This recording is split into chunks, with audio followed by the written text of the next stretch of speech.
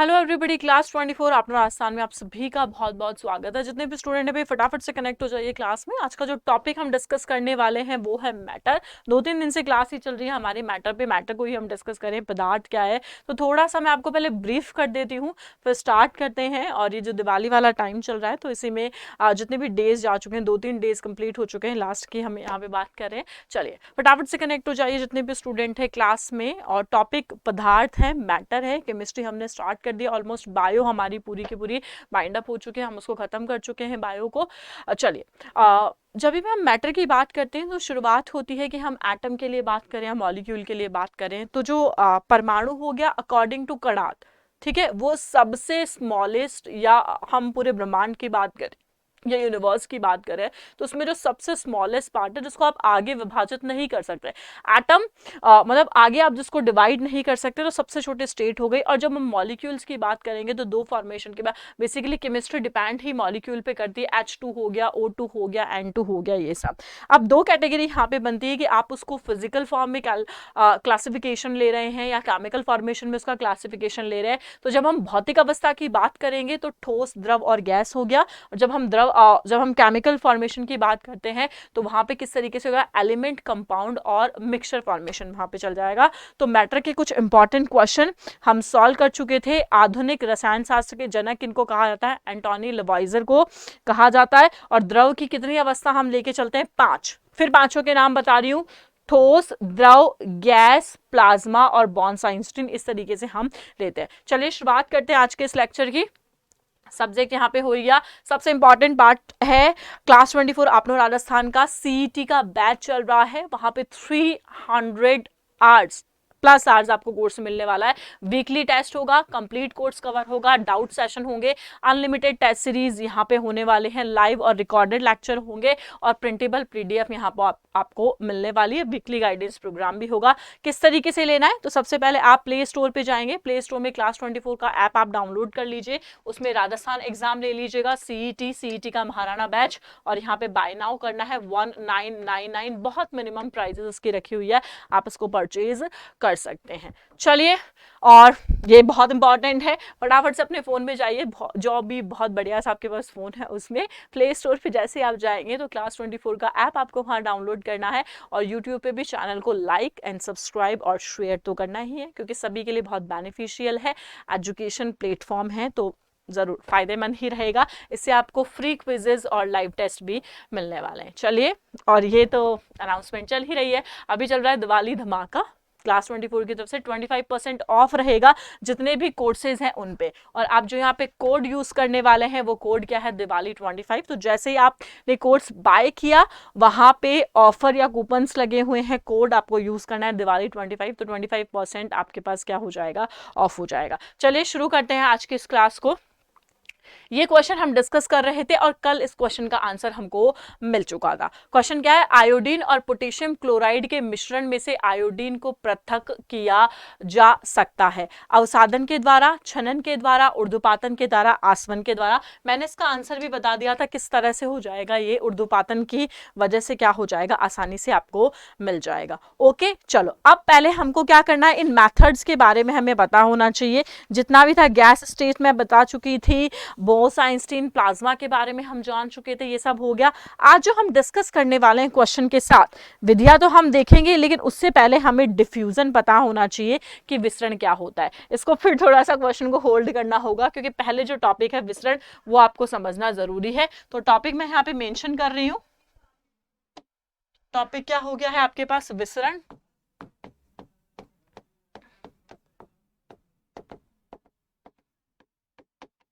समझिएगा, देखो डिफ्यूजन क्या होता है, विसरण क्या होता है, जल्दी से एक बार इसको आप समझ लीजिएगा। जब भी हम किसी भी द्रव की बात करते हैं तो जो भी आपने कोई मैटर लिया है तो द्रव के कणों में स्वतः अंतर मिश्रण या आपस में मिलने की जो प्रक्रिया होती है, मतलब एक फॉर्म में, एक मैटर में जो दूसरा मैटर मिल जाएगा उसको आप डिफ्यूजन कहते हैं, मिश्रण कहते हैं। तो यहाँ मैं इसी फॉर्म में लिख देती हूँ, जनरल हम सामान्य भाषा की बात करें तो आपस में मिलने की प्रक्रिया। ठीक है, अभी दिवाली वाले टाइम में बहुत hi hello and just like get together, ठीक है, तो आपस में मिलने की प्रक्रिया आपस में मिलने की प्रक्रिया को हम क्या कहते हैं, विसरण कहते हैं या डिफ्यूजन कहते हैं। देखो जब भी गैस रिलीज हो रही है, ठीक है, गैस लीकेज होना स्टार्ट हो गई है, तो पूरी की पूरी एनवायरनमेंट में मिल जाती है, तो हम बोलते हैं गैस का विसरण हो रहा है, गैस विसरित हो रही है, फैल रही है या डिफ्यूज हो रही है, क्योंकि वो इन्वायरमेंट में मिल रही है, इन्वायरमेंट के साथ क्या हो रहा है, वो मिक्स हो रही है। डन है। तो इस कैटेगरी को हम क्या कहते हैं, अंतर डिफ्यूजन की कंडीशन इसको कहा जाता है। अब देखो सबसे ज्यादा डिफ्यूजन की कंडीशन किस में होगी, जो सबसे ज्यादा मिक्सअप होगा। तो गैसेस आपने देखा होगा, एक साइड से अगर ऑक्सीजन है, दूसरी तरफ से CO2 आ रही है, तो CO2 और ऑक्सीजन फटाफट से क्या हो जाएगा, मिक्सचर हो जाएगा। या किसी ने परफ्यूम लगाया है या डीओ लगाया, तो perfume is just a gas की ही फॉर्मेशन, हम उसको लेके चलते हैं। तो वो गैस में क्या होता है, जल्दी से मॉलिक्यूल क्या करते हैं, उसका वो डिफ्यूज होना स्टार्ट होती है, एनवायरनमेंट में मिलती है और हमें बहुत प्यारी सी खुशबू आना स्टार्ट हो जाती है। ये तो बिल्कुल जनरल सी बात है, नॉर्मल है।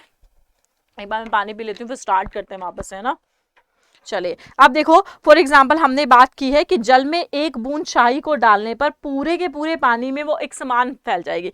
पानी है, पानी में जैसे ही मैंने ड्रॉप डाला किसका, इंक का, तो पूरा का पूरा थोड़ी देर में पानी कैसा हो जाएगा, ब्लू हो जाएगा। ऐसे रेड होली वाले कलर्स आपने देखे ना, होली में तो क्या होता है, पानी तो नॉर्मल रहेगा, अब पानी में आप कोई सा भी कलर डाल दीजिए, लाल, नीला, पीला, हरा, गुलाबी, नारंगी, तो वो पानी उसी कलर का हो जाएगा। क्यों? क्योंकि वो पानी के साथ क्या हो गया, डिफ्यूज हो गया है, वो क्या हो गया है, विसरित हो गया है।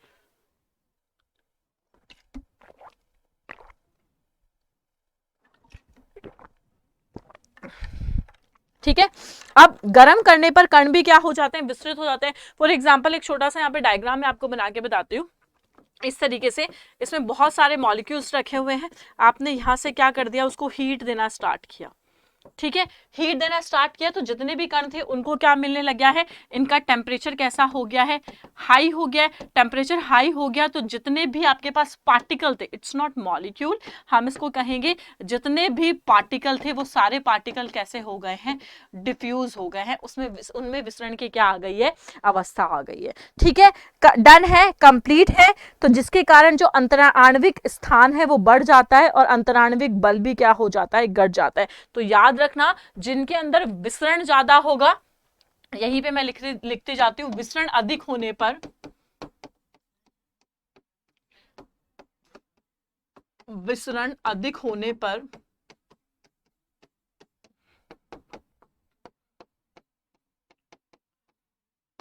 अंतराण्विक बल, मतलब इंटर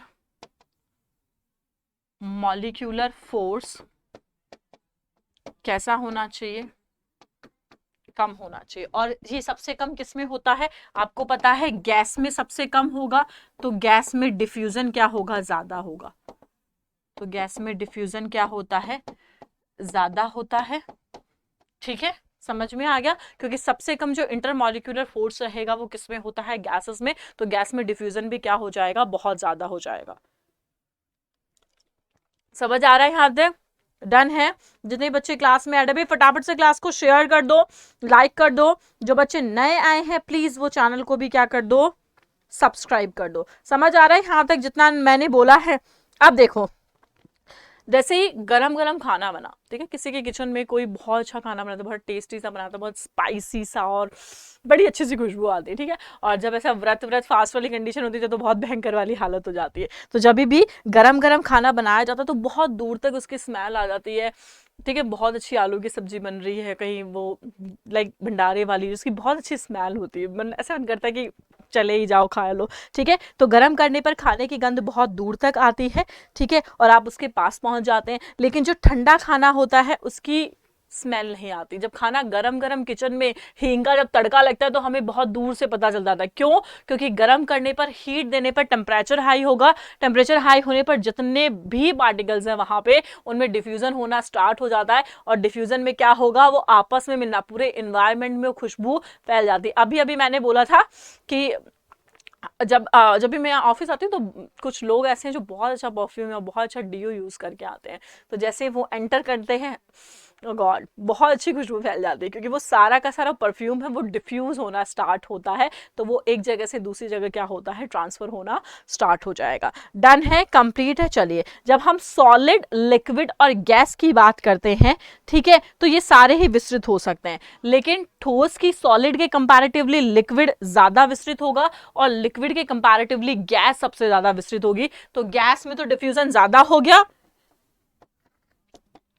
द्रव, आप लिक्विड की यहां बात कर रहे हैं, तो लिक्विड में कैसा होगा, कम। और जब हम यहाँ सॉलिड लेके चलेंगे ठोस, तो ठोस में तो क्या हो जाता है, बहुत कम हो जाएगा। ठीक है, डन है, कंप्लीट है। देखो एक बहुत अच्छा सा एग्जांपल, कैसा एग्जांपल ले, चीनी रखी हुई है, चीनी सॉलिड फॉर्म में, खुशबू नहीं आएगी। चीनी की चाशनी बनाओ, उसकी थोड़ी थोड़ी खुशबू आना स्टार्ट, और अगर उसको गैस में कन्वर्ट कर दोगे तो बहुत ज्यादा आपको खुशबू आना स्टार्ट हो जाती है। डन है, कंप्लीट है।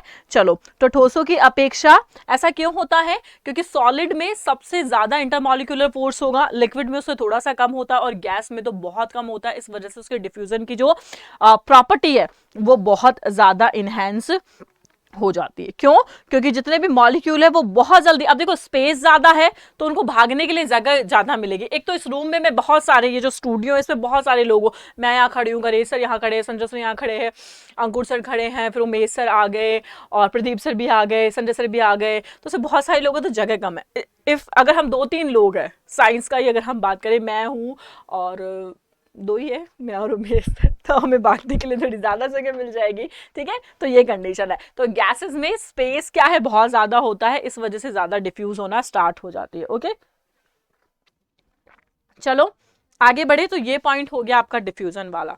अब देखो, जो क्वेश्चन यहां लिया गया था, इस क्वेश्चन को समझने के लिए थोड़ी सी थ्योरी और हम पढ़ते हैं। तो द्रव की अवस्थाओं का जो अंतः परिवर्तन है, हम उसके बारे में बात करते हैं, किस तरीके से द्रव अवस्था का अंतः परिवर्तन होगा। तो यहां पे मैं लिख देती हूँ, क्या पढ़ा रही हूं मैं, कॉफी हाथ में लिखे। ठीक है, तो द्रव की अवस्था का अंतः परिवर्तन। ठीक है, अंतः परिवर्तन मतलब किस तरीके से स्टेट्स उनकी चेंज होना स्टार्ट होती है। जस्ट अ मिनट, मैं थोड़ा सा कंप्लीट ही कर लेती हूँ इसको, गर्म है बहुत। चलिए, होगा ही नहीं। सबसे पहले मैंने यहाँ पे लिया ठोस, सॉलिड। चलिए, सॉलिड के बाद में ये जो मैं पॉइंट ले रही हूँ, यहाँ पे मैंने लिख दिया है द्रव, लिक्विड। ठीक है, उसके बाद में मैंने लास्ट पॉइंट यहाँ पे लिखा है, लास्ट मैंने यहाँ लिख दिया है गैस।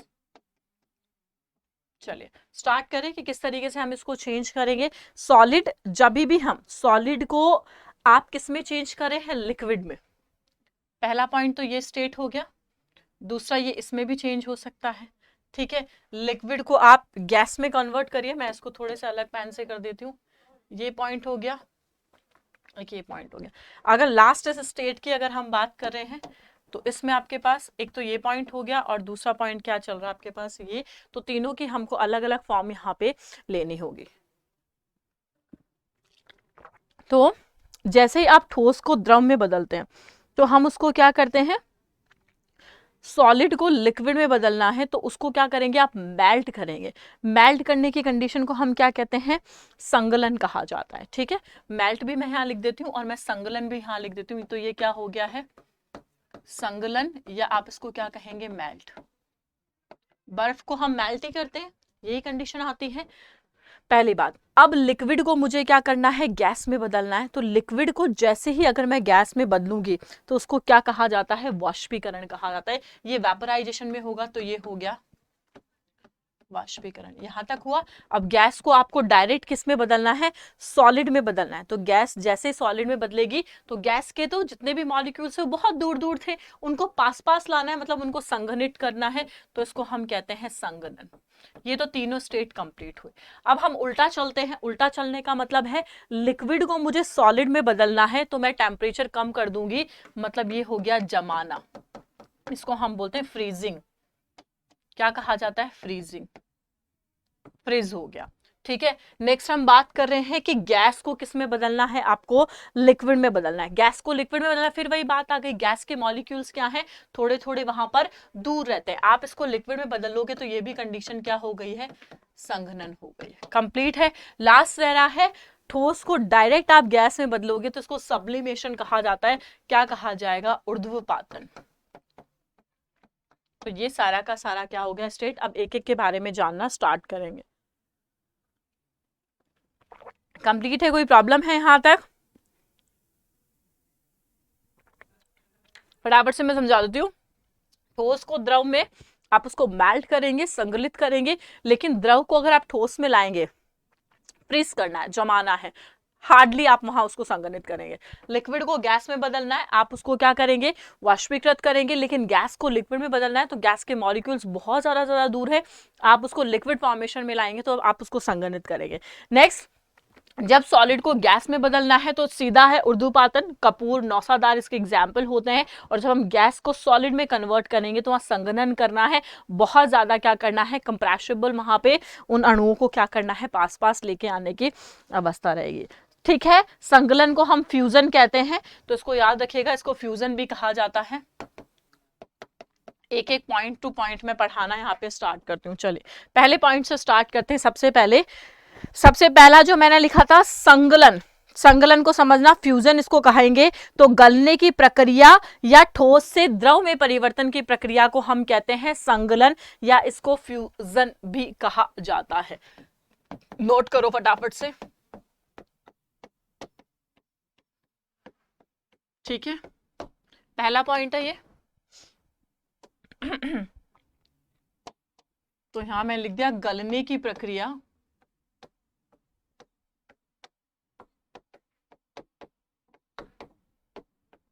ठीक है। गलने की प्रक्रिया को हम क्या कहेंगे, सही लिखा है, गलने की प्रक्रिया या ठोस से द्रव अवस्था की प्रक्रिया। ब्रैकेट में लिख देती हूं मैं, ठोस से द्रव।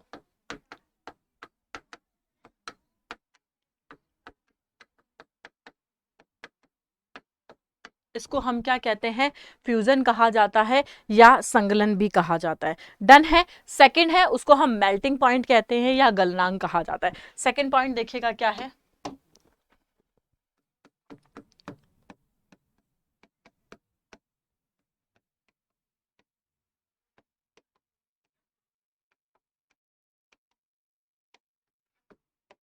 ठीक है। सेकंड जो है मेल्टिंग पॉइंट कहा जाता है। मेल्टिंग पॉइंट का मतलब आपके पास क्या होता है, अगर हम नॉर्मल एटीपी की बात करें, मतलब साधारण वायुमंडलीय दाब की हम बात कर रहे हैं, उस ताप पर अगर आपने किसी सॉलिड को पिघला दिया है, मेल्ट कर दिया, सिंपल से यार, बहुत कॉमन सी बात है, आइसक्रीम पिघलती है, हम बोले आइसक्रीम मेल्ट हो रही है, बर्फ रखी हुई, बर्फ मेल्टिंग हो रही है, मतलब जो उसका नॉर्मल टेम्परेचर था जिसपे वो सॉलिड फॉर्मेशन में रहेगी, उससे अगर ज्यादा होने लग गया टेम्परेचर, ताप का मान बढ़ना, ठीक है, तो वस्तु का सामान्य जो उसका नॉर्मल टेम्परेचर है, सामान्य ताप, ओहो ओहो ओहो ओह, ताप से अधिक ताप पर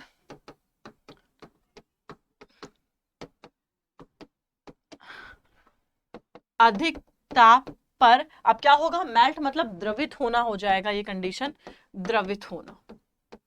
इसका मैं एक जनरल एग्जाम्पल यहाँ ले लूं। फॉर एग्जाम्पल हम बात करते हैं, बर्फ भाई पिघलती है, ठीक है, तो आइस क्या हो रही है, मेल्ट होगी, क्योंकि आइस की जब मेल्टिंग हम कितना लेते हैं, 0 डिग्री सेंटीग्रेड, 0 डिग्री से नीचे माइनस पे तो बर्फ जमती है, लेकिन जैसे 0 डिग्री सेंटीग्रेड हो गया उसके बाद में पिघलना क्या हो जाती है, स्टार्ट हो जाती है। तो ये क्या हो गया, इसका मेल्टिंग पॉइंट।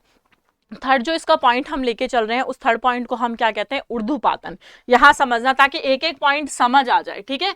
नेक्स्ट जो पॉइंट हम डिस्कस करने वाले हैं, उस नेक्स्ट पॉइंट को क्या कहा जाता है, ऊर्ध्वपातन, ठीक है। इंग्लिश में क्या बोलोगे, सब्लिमेशन।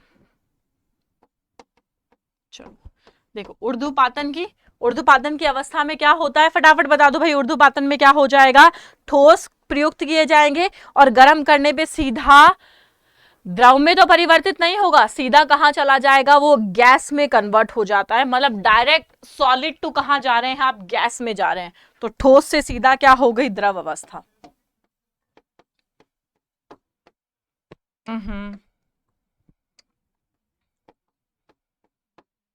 फिर वही लिख रही हूँ यार, मैं क्या कर रही हूँ। ठोस, ठोस से सीधा गैस में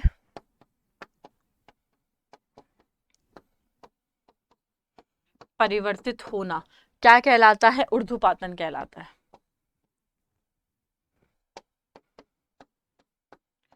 ठीक है, फटाफट एग्जाम्पल लो। फॉर एग्जाम्पल हम बात करेंगे क्या क्या आ गया आपके पास, नौसादार, और नौसादार के अलावा क्या होता है, कपूर इस अवस्था में आएगा। सीधा ही कपूर आपने देखा होगा ना, मैंने बहुत बार इस एग्जाम्पल को समझाया। दिवाली वाले टाइम में अभी घर में मम्मी बहुत अच्छे से सफाई कर चुकी हैं, सारे कपड़े उन्होंने अच्छे से धो के, ठीक है, और जो भी वुलन वाले ड्रेसेस थे स्पेशली, उनको अच्छे से धो के पैक करके, और जहां पे भी आपकी वार्डरोब में उन्होंने अरेंज किए हैं अच्छे से कोट में कवर करके, वहां पे एक छोटी सी एक व्हाइट कलर की गोली रख देती है, जिसको आप कपूर भी कहते हैं, नौसादार या नेफ्थलीन की जो गोलियां होती है वो आप देखेंगे। इस दिवाली रखी गई है बहुत अच्छी खासी बड़ी, इतनी बड़ी तो होगी गोली, अगली दिवाली तक वो चुन्नू सा या फिर गायब भी हो जाता है। कुछ भी हुआ नहीं ना, वहां लिक्विड कुछ फैला नहीं, डायरेक्ट ही वो सॉलिड हवा के कांटेक्ट में आके क्या होने लग गया, डिफ्यूज होना स्टार्ट हो जाता है विसरण, और एक साल में क्या खत्म। तो इस कंडीशन को हम क्या कहते हैं, सब्लिमेशन। आपने कभी भी अभी दिवाली वाले दिन जो हम पूजा करेंगे, ठीक है, कल, तो कंडीशन क्या होगी, सीधा आपने क्या चलाया, कपूर जलाया, कपूर जैसे ही आग वहां पे जलना स्टार्ट हुई, तो आपने देखा वो तो सॉलिड था, लिक्विड तो बना ही नहीं, सीधा वहां से धुआं निकलता रहता है। तो ये सारी कंडीशन किसकी कहलाती है, सब्लिमेशन की या ऊर्ध्वपातन की स्थिति कहलाती है। कंप्लीट है, डन है, तो ये सब्लिमेशन हो गया। अब हम बात करें हैं वेपराइजेशन की, जिसको वाष्पीकरण कहा जाता है। फटाफट से समझो, एक क्वेश्चन करेंगे लेकिन थ्योरी कंप्लीट होना बहुत जरूरी है। ओके, कितने पॉइंट तक हो गया था हमारा, फोर्थ पॉइंट देखो, इसको हम कहते हैं वाष्पीकरण। ठीक है, क्या कहा जाएगा इसको, वाष्पीकरण कहा जाएगा, और वाष्पीकरण को हम क्या कहते हैं, वेपराइजेशन कहते हैं। ठीक है,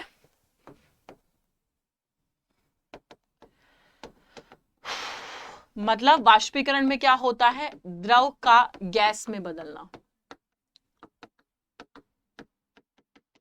द्रव का गैस में बदलना क्या कहलाता है, वाष्पीकरण की अवस्था कहलाता है। अब देखो वाष्पीकरण कैसा होगा, क्वथनांक से कम दाब पर, क्वथनांक मतलब बॉइलिंग पॉइंट से जैसे ही कम टेम्परेचर आपने कर दिया, तो जो आपके पास लिक्विड है वो किस में कन्वर्ट होने लग जाता है, वेपर में कन्वर्ट होने लग जाता है। इस प्रक्रिया को क्या कहा जाता है, वाष्पीकरण की अवस्था कही जाती है। नेक्स्ट हम बात करेंगे किसके ऊपर, वाष्पीकरण हो गया, अब अगला पॉइंट है वो है क्वथनांक। समझना क्वथनांक क्या होता है, इसका एग्जाम्पल मैं लिख देती हूं,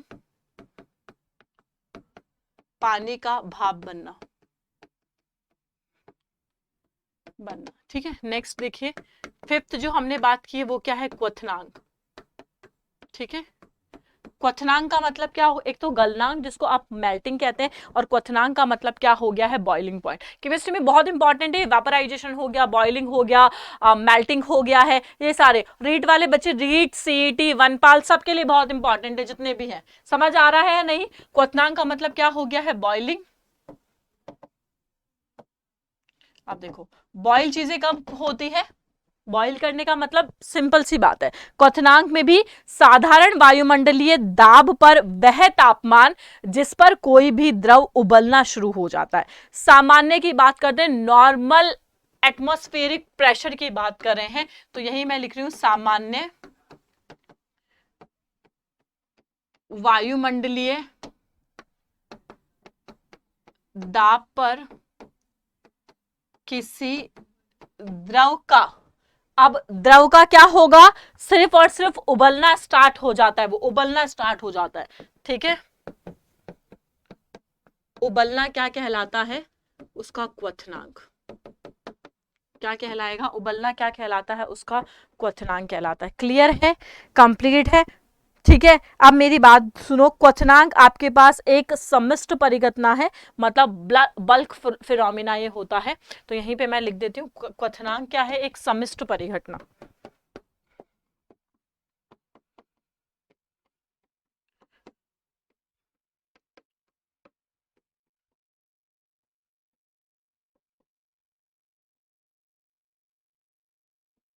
चलो अब देखो, जब बॉइलिंग की बात करेंगे, वाटर का बॉइलिंग पॉइंट कितना होता है फटाफट से बता दो, जल्दी बताओ। नॉर्मल टेम्परेचर की बात करेंगे तो पानी 100 डिग्री सेंटीग्रेड पे, तो फॉर एग्जाम्पल 100 डिग्री सेंटीग्रेड पर पानी का उबलना, ठीक है। पानी गर्म होएगा, गुनगुना गर्म होएगा 14 से 15 डिग्री सेंटीग्रेड पर, लेकिन उबलना स्टार्ट कहां से होता है, 100 डिग्री सेंटीग्रेड से वो उबलना स्टार्ट हो जाता है। कंप्लीट है, क्लियर है। अब जो नेक्स्ट हम बात करेंगे वो किसके लिए होगी, संघनन के लिए, कि संघनन की अवस्था क्या होती है। तो जो छठा पॉइंट आपके पास चल रहा है वो क्या है, संघनन, ठीक है। क्या हो गया ये, नेक्स्ट पॉइंट है अगला, देखो 6 पॉइंट है आपके पास, संघनन, ठीक है। संघनन में क्या होगी, चीजें पास पास आ जाती है, ठीक है। मतलब हम किसकी बात कर रहे हैं, कंडेंशन की यहां पे बात कर रहे हैं, समझिएगा। अब देखो संघनन की अवस्था में आपके पास क्या होता है, फटाफट से समझो कि इस प्रक्रिया में गैस द्रव अवस्था में परिवर्तित, संघनित करना, गैस किस में हो जाएगा, लिक्विड में चेंज हो जाएगा। तो इस अवस्था में जो गैस है वह द्रव में परिवर्तित हो जाता है।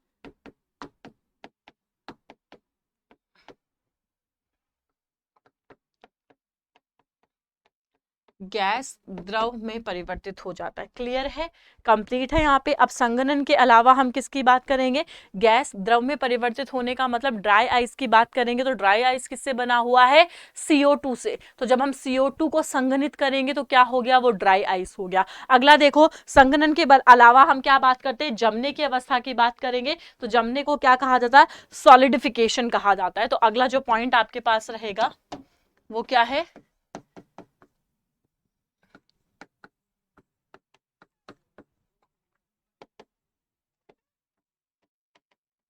ठीक है।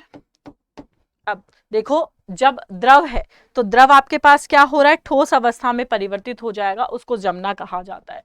तो द्रव का, इसको मैं अलग कलर से लिख देती हूँ,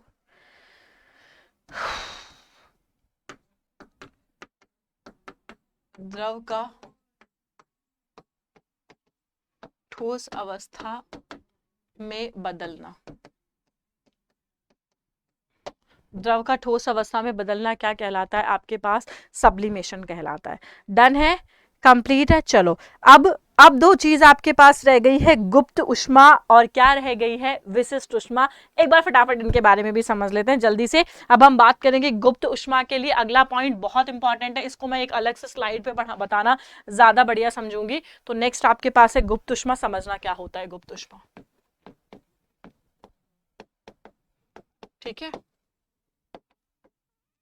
लेटेंट हीट जिसको हम कहते हैं, एक तो स्पेसिफिक होती है, एक लेटेंट हीट होती है। गुप्त उष्मा समझना बच्चों क्या होता है, शब्द का अर्थ है गुप्त, लेटेंट का गुप्त मतलब जो छुपा हुआ है, बहुत सिंपल सी बात है। तो इसको मैं यहाँ पे लिख देती हूँ, गुप्त का मतलब क्या हो गया, जो छुपा हुआ है, मतलब दिखेगा ही नहीं, छुपा हुआ है जो दिखेगा ही नहीं। लेटेंट मतलब जो हाइड है आपके पास, ठीक है। मतलब निश्चित ताप पर किसी पदार्थ की अवस्था परिवर्तित हो रही है, जैसे बर्फ जल में हो गया, जल भाप में परिवर्तित हो गई।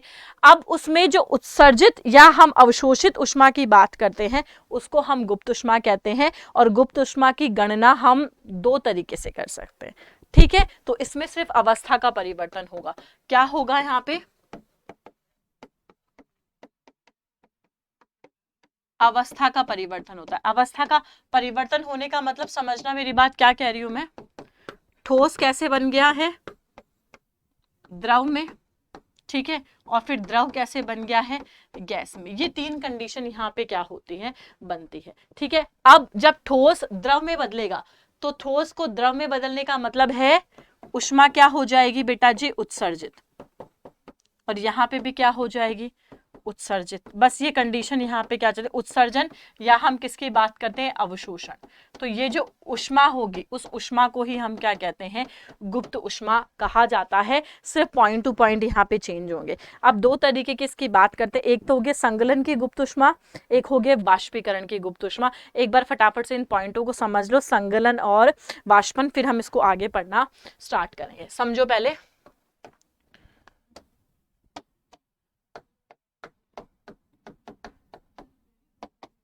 संगलन की गुप्त ऊष्मा, ठीक है, और जो इसका दूसरा पॉइंट रहेगा वो क्या रहेगी,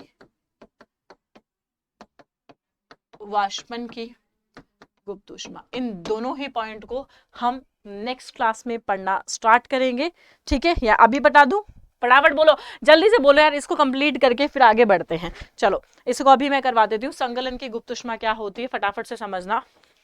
देखो, जब भी हम संगलन की गुप्त ऊष्मा की बात करेंगे, ठीक है, तो इसमें 1 किलोग्राम आपने कोई भी संगलित होना ठोस को वायुमंडलीय दाब पर संगलन बिंदु पर ले जाया जाए, मतलब 0 डिग्री सेंटीग्रेड अगर आपके पास जल है तो जल के कणों की ऊर्जा उसी तापमान पर बर्फ के कणों की ऊर्जा से अधिक हो जाए। मतलब 0 डिग्री सेंटीग्रेड पे वाटर की जो एनर्जी है वो 0 डिग्री सेंटीग्रेड पर बर्फ के जितने भी पार्टिकल है उनकी एनर्जी से ज्यादा हो जाए, तो इसको हम संगलन की गुप्त ऊष्मा कहते हैं। एग्जाम्पल यहां पे लिख दूं मैं संगलन की गुप्त ऊष्मा का।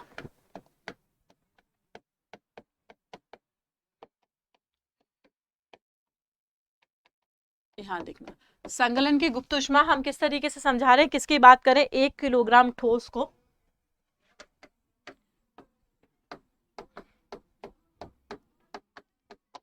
फॉर एग्जाम्पल हम क्या बात कर रहे हैं,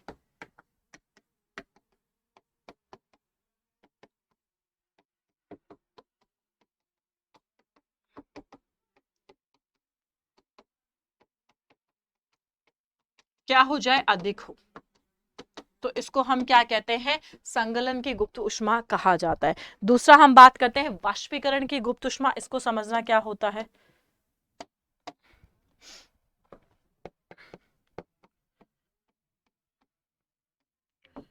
वाष्पीकरण की गुप्त ऊष्मा देखना,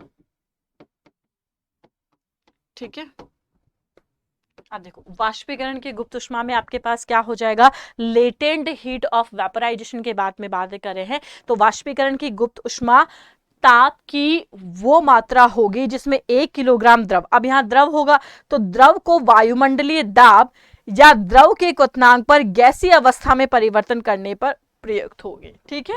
तो यहां पे मैंने क्या ले लिया, 1 किलोग्राम द्रव को जो गैस अवस्था में परिवर्तन करने पर होगी,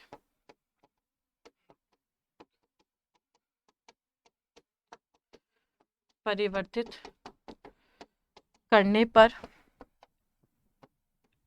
प्रयुक्त होगी, तो इसको हम क्या कहते हैं, वाष्पीकरण की गुप्त ऊष्मा। कंप्लीट है, क्लियर है। अब इस टॉपिक को हम आगे फिर कंटिन्यू करेंगे कल की क्लास में। जब तक के लिए इस क्लास में जितने भी बच्चे ऐड हुए हैं आप सभी का बहुत बहुत धन्यवाद। नमस्कार।